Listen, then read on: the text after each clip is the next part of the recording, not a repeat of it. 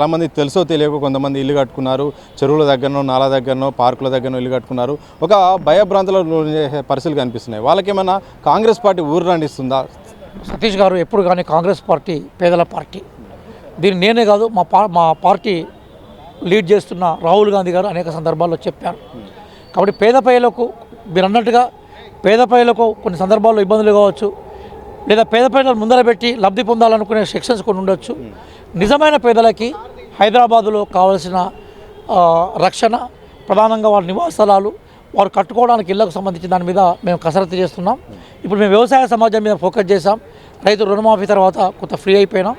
ఇప్పుడు ఖచ్చితంగా పట్టణ ప్రాంతంలో ఉండే పేద ప్రజల మీద ఏం చేస్తే బాగుంటుందనే దాని మీద మేము ఆలోచన చేస్తాం. తప్పనిసరిగా ఒకవేళ హైడ్రా వల్ల ఏదైనా పేద ప్రజలకు ఇబ్బంది ఉంటే వాళ్ళని కాపాడే ప్రయత్నాన్ని ప్రభుత్వం బాధ్యతగా తీసుకుంటుంది. చాలామంది తెలుసో తెలియక కొంతమంది ఇల్లు కట్టుకున్నారు.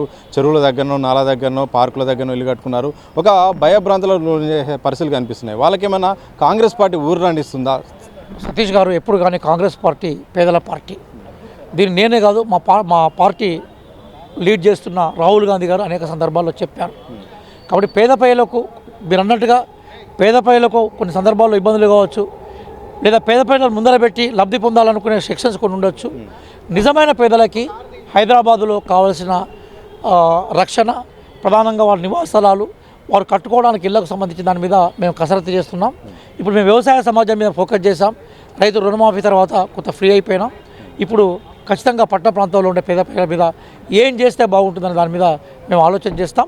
తప్పనిసరిగా ఒకవేళ హైడ్రా వల్ల ఏదైనా పేద ప్రజలకు ఇబ్బంది ఉంటే వాళ్ళని కాపాడే ప్రయత్నాన్ని ప్రభుత్వం బాధ్యతగా తీసుకుంటుంది.